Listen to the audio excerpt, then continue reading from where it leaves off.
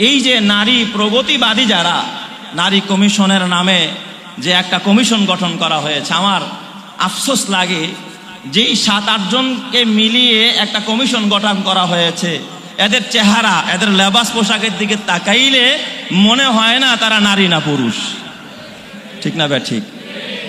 এদের দিকে, লেবাস পোশাকের দিকে তাকাইলে মনে হয় না যে এরা নারী না পুরুষ নাকি তৃতীয় লিঙ্গের মানুষ। কথা ঠিক না ঠিক? যারা কার বুঝার কায়দা নাই। এদেরকে দিয়েছে নারী সংস্কারের দায়িত্ব। এরা সংস্কার করতে গিয়া বিসমিল্লাতে কি সংস্কার করছে শুনবেন আপনারা। বিসমিল্লাতে তারা সংস্কার করছে যে নারীদের ভিতরে যারা যৌনকর্মী, এই কথাগুলো মসজিদের ভিতরে বলতে আমারও কলিজা কাঁপে। নারীদের ভিতরে যারা যৌনকর্মী, পতিতা বৃত্তি যারা করে, পতিতা ব্যবসা করে, বুঝেন তো? এই পতিতা বৃত্তি ব্যবসা যারা করে, যৌনকর্মী যারা, তারা লেখছে এজেন্ডার ভিতরে এই নারীদেরকে যারা পতিতা বৃত্তি করে, পতিতা ব্যবসা করে, তাদেরকে শ্রমিকের মর্যাদা দিতে হবে। তাদেরকে কিসের মর্যাদা দিতে হবে? শ্রমিকের মর্যাদা। তার মানে একজন গার্মেন্টস কর্মীরা যেমন শ্রমিকের মর্যাদা পায়, কথা বুঝবেন, একজন দিন মজুর যেমন শ্রমিকের মর্যাদা পায়, রিক্সার চালকরা যেমন শ্রমিকের মর্যাদা পায়, একজন বাড়ির কাজের লোক যেমন শ্রমিকের মর্যাদা পায়, তার মানে সে ওই কাজ করা পেশা বানায়া, সে শ্রম দিয়া পয়সা উপার্জন করে, তারও একটা মর্যাদা আছে, তারও একটা সম্মান আছে। তার মানে এই নারী কমিশন তারাও এই দাবি তুলতে চায়, যারা পতিতা ব্যবসা করে, দেহ ব্যবসা করে, পাড়ায় পাড়ায় হাজারো যুবকের চরিত্র নষ্ট করে, ঈমান নষ্ট করে, তাদেরকেও শ্রমিকের মর্যাদা দিতে হবে, তাদেরকেও সম্মান দিতে হবে। কসম আল্লাহর, যেই জমিনের ভিতরে জিনাকারকে মর্যাদা দেওয়া হয়, জানিয়া নারীকে মর্যাদা দেওয়া হবে, ওই জমিনের ভিতরে খোদার রহমতের আশা করা যায় না, গজব ছাড়া। কথা ঠিক না ঠিক? কারণ নবীজি বলেছেন 3 প্রকারের মানুষের জন্য আল্লাহ তাআলা জান্নাতকে একেবারে হারাম করে দিয়েছেন। কয় প্রকার? 3 প্রকার। এই 3 প্রকার নারীদের, মানুষের ভিতরে আল্লাহর নবী বলেছেন 1 নম্বরের নারী হলো, 1 নম্বরের মানুষ হলো মুদমিনুল খামার, যারা মদ পান করে। যারা কি পান করে? মদ পান করে। বলেন, মদ্যপায়ী যারা, মদ পান যারা করে, এরা জান্নাতি না জাহান্নামী? জাহান্নামী। 2 নম্বরে আল্লাহর নবী বলেন যারা মা বাবারে কষ্ট দেয়, পিতা মাতারে কষ্ট দেয়, মা বাবার নাফরমানি করে, এদের জন্য জান্নাত না জাহান্নাম। 3 নম্বর আল্লাহর নবী বলে ওয়াদায়ুসুল্লাযী ইউকিরু ফি আহলিহিল খুবুস, কয় ওই নারীদের জন্য জাহান্নাম, জান্নাত হারাম, জাহান্নাম ওয়াজিব। আদায়ুসুল্লাযী, কয় ওই দায়ুস নারী, ইউকিরু ফি আহলিহিল খুবুস, যার পরিবারের ভিতরে গুনাহ এবং অশ্লীলতা জিয়ায়া রাখে। যারা গুনাহ এবং অশ্লীলতাকে জিয়ায়া রাখে, প্রমোট করে, এরা দায়ুস নারী, এরা জাহান্নামী। আল্লাহর নবী বলেছেন এদের জন্য জান্নাত হারাম, জাহান্নাম অবধারিত। তাইলে আপনারা বলেন, পতিতা ব্যবসা, এই ব্যবসায় যারা জড়িত, এরা জান্নাতি না জাহান্নামী? এরা দায়ুস কি দায়ুস না? আপনি যদি একজন দায়ুস নারীকে প্রমোট করতে চান, জাহান্নামীকে প্রমোট করতে চান, আমি বলতে চাই নারী কমিশন যাদেরকে দিয়ে গঠন করা হয়েছে, যারা পতিতা ব্যবসাকে, যারা শ্রমের মর্যাদা দিতে চায়, এই সমস্ত নারী কমিশন যাদেরকে দিয়ে গঠন করা হয়েছে, তাদেরকেও আমরা এই পেশায় নিয়োজিত করার জন্য জোর দাবি জানাচ্ছি। কথা ঠিক না ঠিক? আমরা বলবো তোমরাই আগে এই পেশা গ্রহণ করো, যদি শ্রমিকের মর্যাদা নিতে চাও। কথা ঠিক না ঠিক? তাহলে কোন সভ্য দেশের মানুষ, কোন ভদ্র দেশের মানুষ, যাদের রুচিবোধ আছে, চাই সে মুসলমান হোক, চাই সে ভিন্ন ধর্মের মানুষ হোক, কেউ কোনোদিন পতিতা বৃত্তিকে, জিনা, ব্যভিচার, অন্যায়, অনাচারকে কেউ কোনোদিন প্রমোট করতে পারে? এটা যারা করবে আমরা তাদের সাথে আছি। কথা বলেন, তাদের সাথে আছি। তাইলে এই নারী কমিশনের সাথে আমরা আছি? কথা বলেন, আমরা আছি? আমরা নাই। তাদের দ্বিতীয় আরেকটা স্লোগান, তারা এই নারী প্রগতিবাদীরা নারী কমিশনের নামে, সংস্কারের নামে তারা আরেকটা দাবি উত্থাপন করেছে। সেটা হলো যে কোনো নারীকে জোরালোভাবে, যে ইসলাম ঠকিয়েছে, নারীর বাল্য বিবাহ বন্ধ করতে হবে। কেউ যদি এটা করে তার বিরুদ্ধে জোরালো, একেবারে আইনগত, নগদ কঠোর পদক্ষেপ নিতে হবে। আমি বললাম ঠিক আছে, আপনি এই ব্যাপারে জাতিকে উদ্বুদ্ধ করতে পারেন, আপনি এই ব্যাপারটা নিয়ে এত জোরালো ভূমিকা পালন করেন, অথচ বাল্য প্রেমের বিরুদ্ধে আপনি কথা বলেন না, নোংরা প্রেম প্রীতির ব্যাপারে আপনি কথা বলেন না। পার্কে যখন একটা স্কুলের ক্লাস 5-এর ছেলে আরেকটা 5-এর মেয়েকে নিয়ে যখন পার্কে পার্কে ঘোরায়, তখন নারী কমিশন কথা বলে না। একজন ছোট্ট শিশুকে যখন সেই ফরিদপুরের জমিনে একের পর এক গণধর্ষণ করে যখন তাদেরকে শহীদ করে দেওয়া হয়, তা নিয়ে কথা বলেন না। বাল্য প্রেমের বিরুদ্ধে আপনার গর্জন নাই, বাল্য বিবাহের বিরুদ্ধে আপনার গর্জন, তার মানে ইসলামকে বরদাস্ত করতে পারে না তারা। কথা ঠিক না বা ঠিক জোরে কর। আজকে পৃথিবীর কোথাও এই আইন শুনেছেন যে আপনারা আইন করেন বাল্য প্রেম এটা দণ্ডনীয় অপরাধ? বলেন, এই আওয়াজ কি কেউ তুলেছে কোনোদিন? এই নারী সংস্কার কমিশন কোনোদিন তুলেছে? তুলে নাই। কারণ এদের জন্ম হয়েছে এই উল্টা পাল্টা ভাবে। এদের জন্ম কোন পার্কে থেকে হয়েছে এদের মা আর বাবাই জানে না। কথা ঠিক না বা ঠিক জোরে কর। অতএব এই কমিশনের সাথে আমরা একমত না দ্বিমত? সবাই বলেন একমত না দ্বিমত? তাহলে অচিরেই আমরা সরকারকে আহ্বান করব, অতি দ্রুত এই নারী কমিশনকে বাতিল করতে হবে এবং নারী কমিশন কর্তৃক যে সমস্ত উদ্ভট যে দাবিগুলো সংস্কারের নামে নীতিমালা পেশ করা হয়েছে, অচিরেই সেগুলোকে বাতিল করে জাতির সামনে পেশ করতে হবে। কথা ঠিক না বা ঠিক জোরে কর। তারা আরেকটা প্রশ্ন তুলেছে, আপত্তি তুলেছে, সেটা হলো তারা বলতে চায় ইসলাম নাকি নারীদেরকে ঠকিয়েছে। আরেকটু জোরে বলেন, ইসলাম নাকি নারীদেরকে ঠকিয়েছে। কেমনে? কয় পিতার সম্পত্তিতে ছেলে পায় দ্বিগুণ, মেয়ে পায় এক গুণ। ছেলে পায় কয় গুণ? দ্বিগুণ, মেয়ে পায় এক গুণ। লিজ্জাকারি মিসলু হাজ্জিল উনসাইন। আমি এখানে সর্বপ্রথম যেই কথাটা আপনাদেরকে মেসেজ হিসেবে দিতে চাই, বলেন তো মিরাজ বন্টনের, আমাদের দেশেও মিরাজ বন্টনের যতটা আইন কার্যকর আছে, এটা কিন্তু ব্রিটিশের দেওয়া না, এটা লেনিন কার্ল মার্কসের বানানো কোনো আইনে আমাদের দেশে মিরাজ বন্টিত হয় না, বরং আমার দেশের মিরাজ বন্টিত হয় ইসলামের আইনে। কথা ঠিক না বা ঠিক জোরে কর। ছেলে দ্বিগুণ, মেয়ে এক গুণ, এই আইন কার? আরো জোরে বলেন, আইন কার? আল্লাহ কি বুঝে দিয়েছে না না বুঝে? একটু কথা আপনাদেরকে বলি, আপনি বাড়ির বড় ছেলে, আপনার আরো 2টা ভাই আছে, আপনার বয়স হলো 40 বছর, আপনার মেজো ভাইয়ের বয়স হলো 12 বছর, ছোট ভাইয়ের বয়স হলো 8 বছর। আপনার বাবা আপনাকে 5,000 টাকা দিয়ে বলছে যাও বাজারে যাও, বাজার করে নিয়ে আসো, বাবা অসুস্থ মানুষ।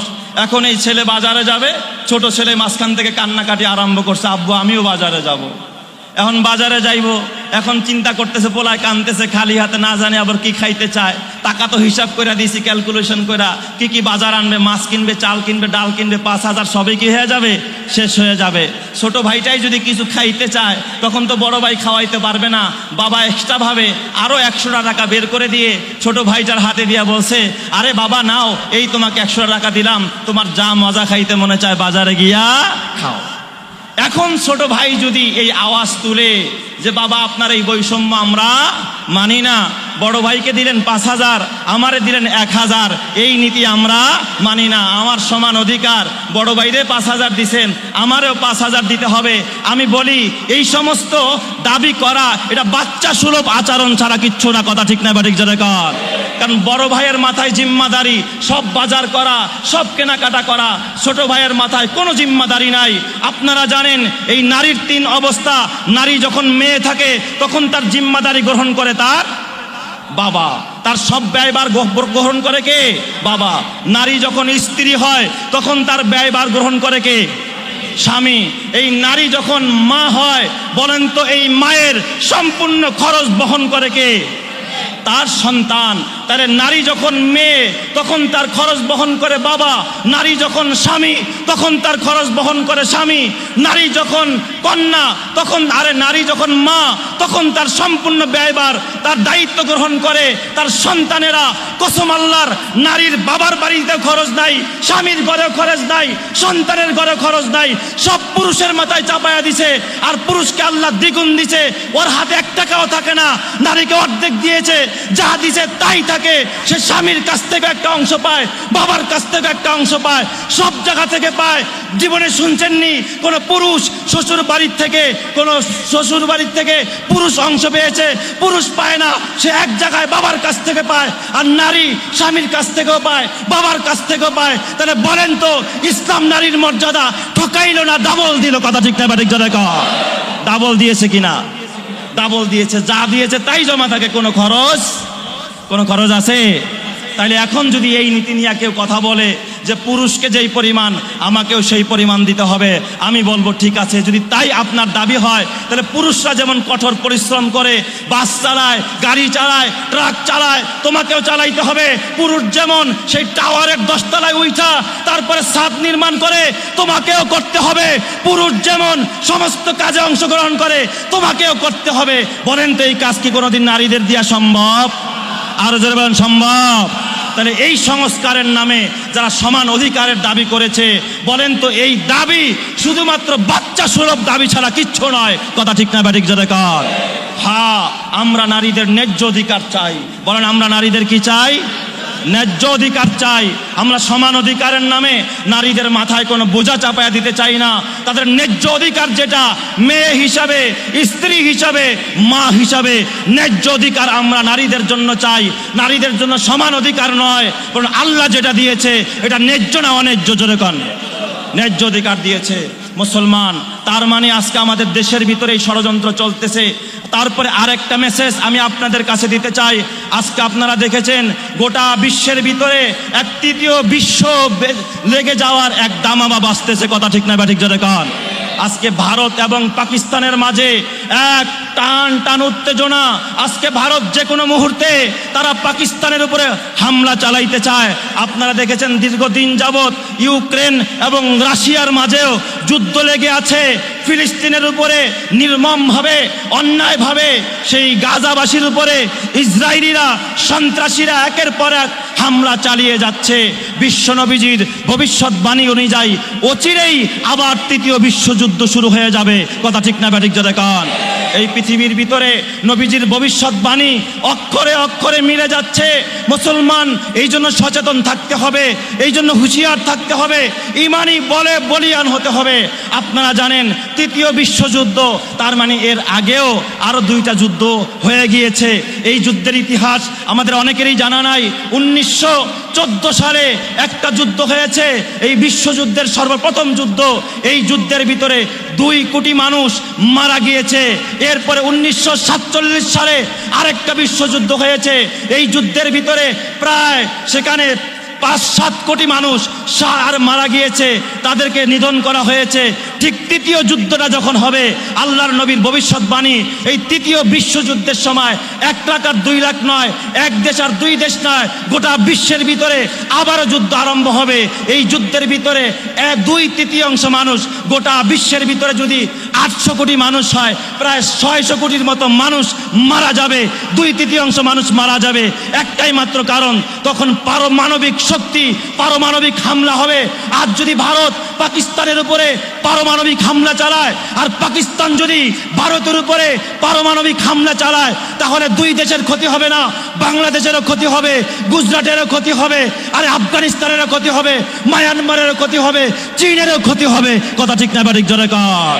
এই জন্য আমাদের চেষ্টা করতে হবে, দোয়া করতে হবে, ঐক্যবদ্ধ থাকতে হবে, কোনো জালেম যেন মাথা চারা দিয়ে উঠতে না পারে। কথা ঠিক না ঠিক জোরে কর।